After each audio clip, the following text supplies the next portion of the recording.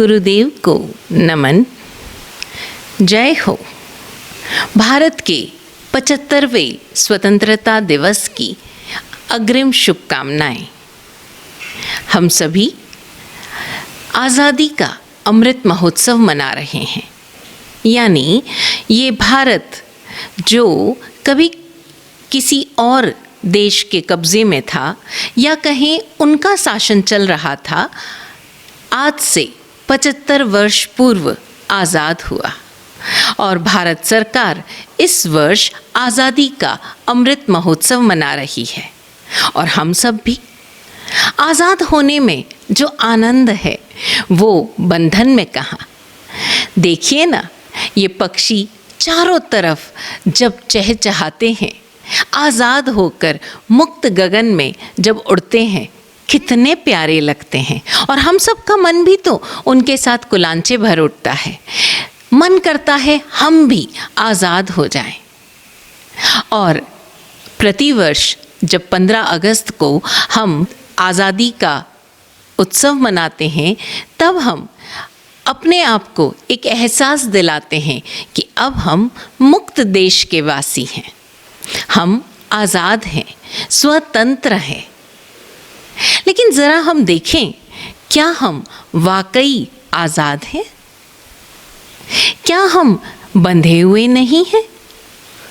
हो सकता है हम कहें कि जी हम तो आज़ाद हैं, इस देश में हमें जो मर्ज़ी आए बोलने का अधिकार है, जो मर्ज़ी आए वो धर्म फॉलो करने का अधिकार है, हम जैसा चाहे वैसा रह सकते हैं, जैसा बिजनेस चाहे कर सकते हैं, जब जी चाहे इस देश के किसी भी कोने में बेरोक टोक आ जा सकते हैं। इस देश का कानून हमें सुरक्षा प्रदान करता है, हम कह सकते हैं ऐसा। लेकिन ज़रा हम अपने भीतर झांक कर देखें कि क्या सिर्फ यही आज़ादी है? क्या हम बंधे हुए नहीं हैं? अपने पूर्वाग्रहों से, अपनी धारणाओं से, अपनी मान्यताओं से, अपने अपने संप्रदायों से, अपनी अपनी सोच से, और न जाने क्यों हम इस बंधन में ही सुख अनुभव करते हैं। ज़रा आज के दिन बैठकर हम सोचें कि क्या ये आज़ादी वाकई हमें आज़ाद कर रही है, या ये एक और पर निर्भरता है। पहले किसी और पर निर्भर थे, अब किसी और पर निर्भर है, और हमारी तो उम्र के अनुसार हमारी निर्भरताएं इधर उधर बदलती रहती है। इसी के साथ हम ज़रा एक और शब्द पर गौर करें, स्वतंत्र। हम स्वतंत्र हैं। तंत्र यानी सिस्टम, व्यवस्था है ना। जैसे हम कहते हैं पाचन तंत्र, श्वसन तंत्र, respiratory system, circulatory system, digestive system, ये सारे क्या है? एक तंत्र है जिसमें बहुत सारे अंग यानी ऑर्गन्स मिलकर एक सिस्टम को सुचारू रूप से चलाते हैं। और एक ही शरीर में न जाने कितने सिस्टम एक ही साथ काम कर रहे हैं, बिना किसी रोक टोक के, बिना किसी दूसरे सिस्टम में कहीं भी घुसपैठ किए हुए। लेकिन हम क्या वाकई स्वतंत्र हैं? अब यहाँ स्वतंत्र का अर्थ मात्र किसी और देश के अधीन होना ही नहीं है।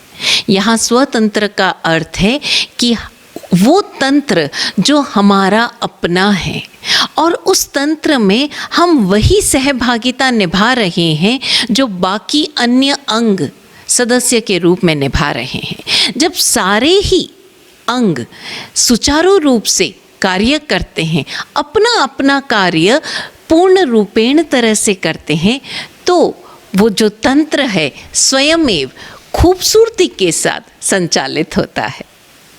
ज़रा हम गौर करें कि हम एक परिवार में रहते हैं, फिर जब हम कहीं भी पढ़ाई करने जाते हैं तो हम उस सिस्टम का हिस्सा होते हैं। हम जिस सोसाइटी में रहते हैं, जहाँ पर भी हमारा घर है, गली में, मोहल्ले में, सोसाइटी में, हम उसका भी हिस्सा होते हैं।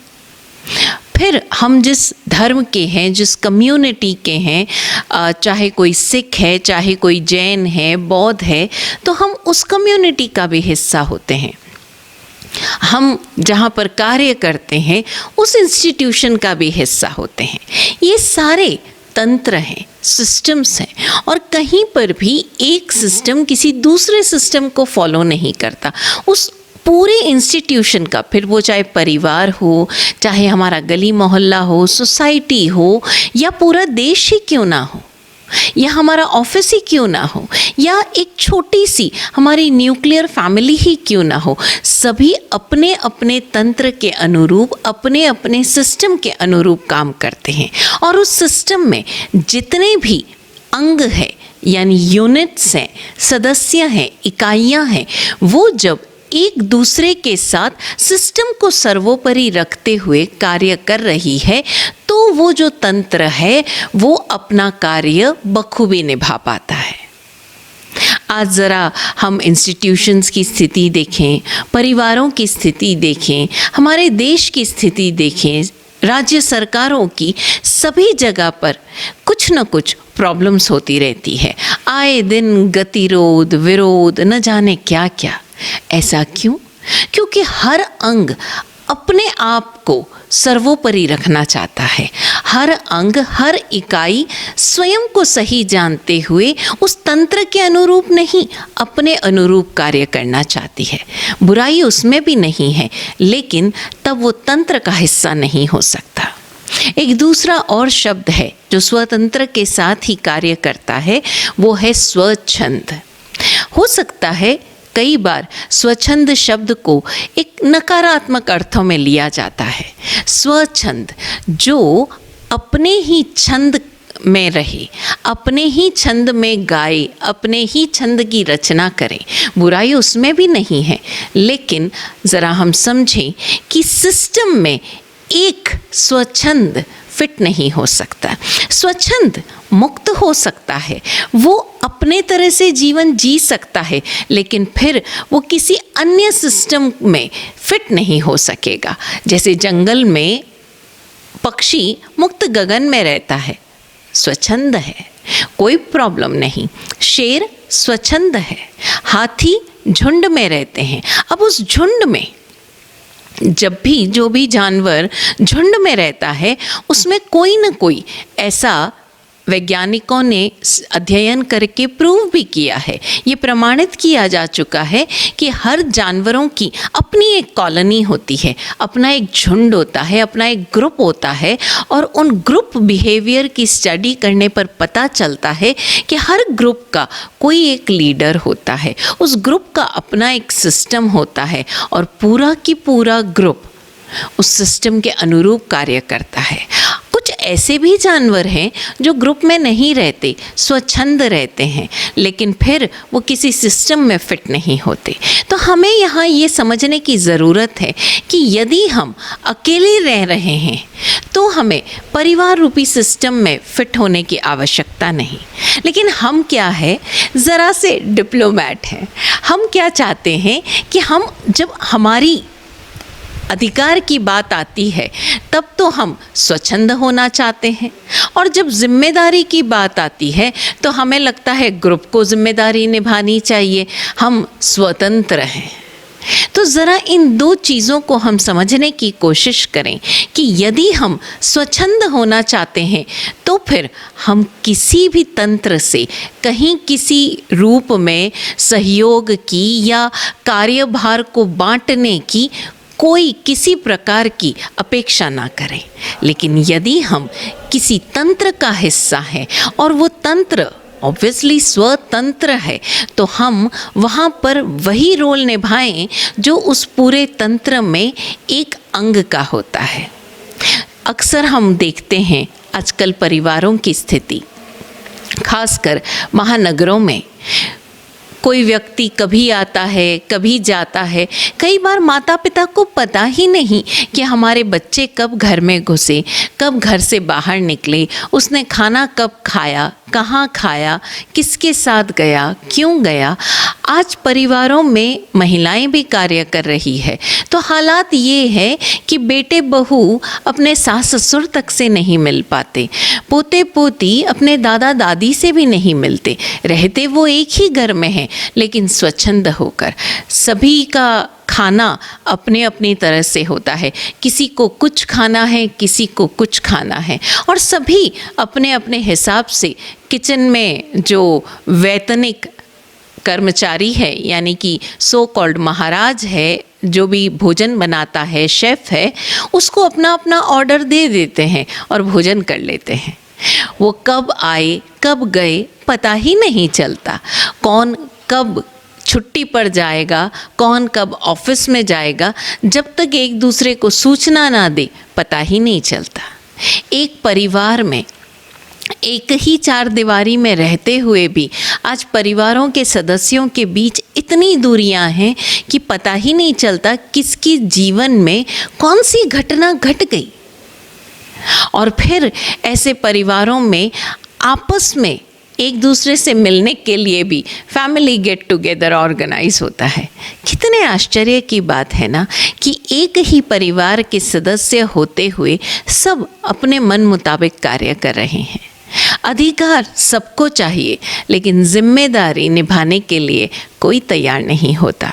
यही हालात जब व्यवसायिक क्षेत्र में हाजिर हो जाते हैं, उपस्थित हो जाते हैं, जैसे किसी फैक्ट्री में अगर 2-3 पीढ़ियां साथ काम कर रही है तो उन सब को मिल बैठकर निर्णय लेना होता है।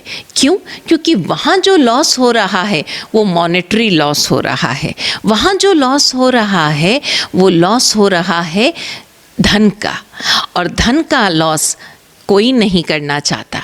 इसलिए वहाँ पर पिता, पुत्र, दादा, चाचा, जितने भी उस परिवार के सदस्य हैं वो बैठकर बोर्ड मीटिंग करते हैं और तब फैसले लिए जाते हैं, क्योंकि वहाँ का जो लॉस है वो तो सबको दिखाई देगा और वहाँ का जो मुनाफा होगा उस पर सबको अधिकार चाहिए।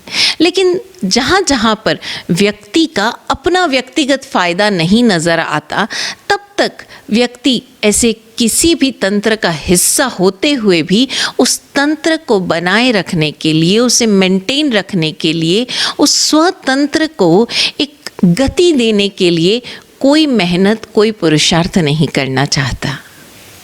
ज़रा हम गौर करें, हम जिस शहर में रहते हैं यानी जिस राज्य सरकार के अधीन हैं और हम जिस देश के नागरिक हैं, जिस देश में हम रहते हैं, वहाँ पर भी हम अक्सर किसी भी घटना के लिए, छोटी से छोटी घटना के लिए हम बड़े आराम से सरकार को दोषी ठहरा देते हैं, प्रधानमंत्री को दोषी ठहरा देते हैं।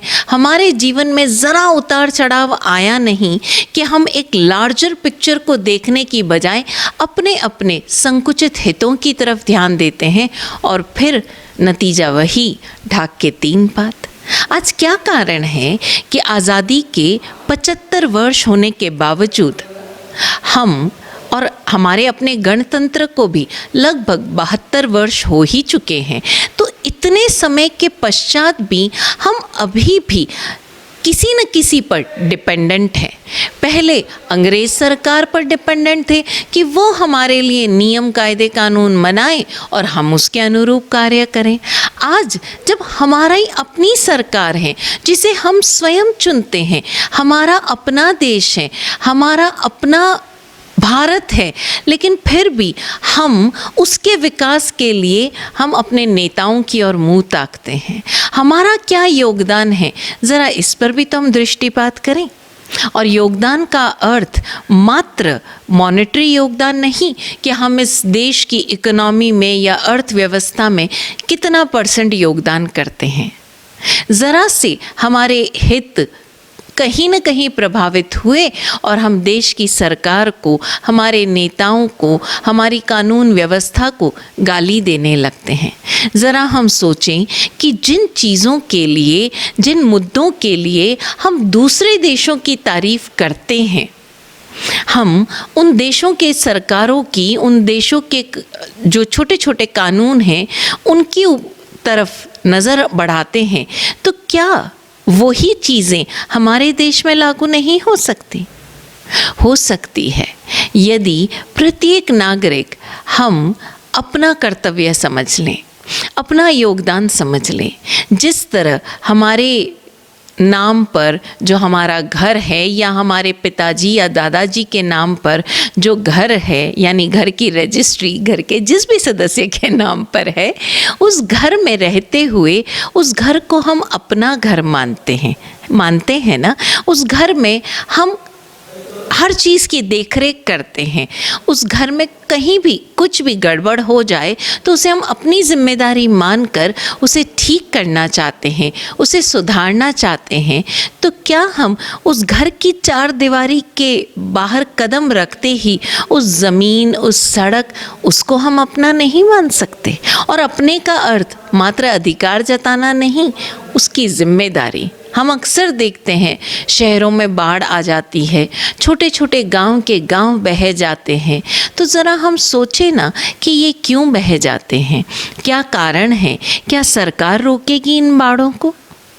और सरकार कितने भी प्रयास कर ले, कितने भी उपाय कर ले, लेकिन जब तक हम व्यक्तिगत रूप से अपनी जीवन शैली में बदलाव नहीं करेंगे, तब तक ये प्राकृतिक आपदाओं का हम कुछ नहीं बिगाड़ सकते। सरकारें ज़्यादा से ज़्यादा कुछ जनहित में कुछ अमाउंट दे देगी, कितने दिनों तक? लेकिन जो मैन पावर का, जो प्राकृतिक जो एनर्जीज़ हैं, उनका जो नुकसान होता है उसकी भरपाई कौन करेगा? जो जान माल का नुकसान होता है उसकी भरपाई कौन करेगा? ये प्रकृति हमें वापस वही लौटाती है जो हम उसे दे रहे हैं। तो हम समझें कि इस पूरे प्राकृतिक तंत्र का भी हम एक हिस्सा हैं, भले ही छोटा सा ही सही, लेकिन हम एक हिस्सा हैं। आप ज़रा देखिए ना अर्थवर्म्स को, बड़े छोटे से प्राणी हैं, लेकिन किसान के लिए वरदान है। क्यों वरदान है? क्योंकि वो उसकी भूमि को उपजाऊ बना लेते हैं। अब कहाँ हज़ारों टन अनाज और कहाँ एक छोटा सा केंचुआ, लेकिन इस पूरे प्राकृतिक तंत्र का वो हिस्सा है। और अगर वो हिस्सा कम ज़्यादा हो जाता है तो निश्चित रूप से हमारी जो उपज है उस पर असर पड़ता है। अब ज़रा आप अपने शरीर को ही देख लीजिए।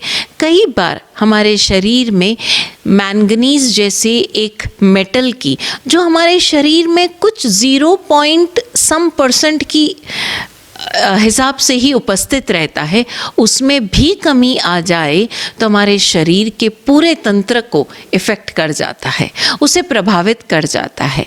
अब ज़रा हम सोचें कि हम इस पूरी प्रकृति के सिर्फ 1% हिस्सा हैं, एक भी नहीं, मेरे ख्याल से न जाने कितना 10⁻⁻10 भी शायद उतना हिस्सा है। तो क्या हमारे योगदान से इस प्रकृति को कुछ भी नकारात्मक या सकारात्मक असर पड़ सकता है? पड़ सकता है।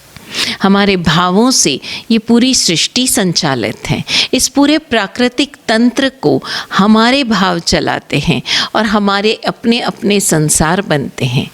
तो इस बार स्वतंत्रता दिवस को मात्र हमारे पूज्य प्रधानमंत्री की स्पीच सुनकर या परेड देखकर या मात्र अपने घर पर तिरंगा लहराकर ही मत मनाइए। अपने हर तंत्र पर नज़र डालिए और चेक कीजिए कि आप जिस तंत्र का हिस्सा हैं, क्या उस तंत्र के प्रति अपनी जिम्मेदारी निभा रहे हैं? आप जिस परिवार में हैं और परिवार के जिन सुखों का आप आनंद उठा रहे हैं, चाहे उसे आपके दादाजी चला रहे हैं या आपके पिताजी, क्या आप उस तंत्र के एक ऐसे अंग हैं जो उस स्वतंत्र को गतिशील बनाने में अपना योगदान दे रहे हैं, या मात्र उस तंत्र में रहने का लुत्फ़ उठा रहे हैं?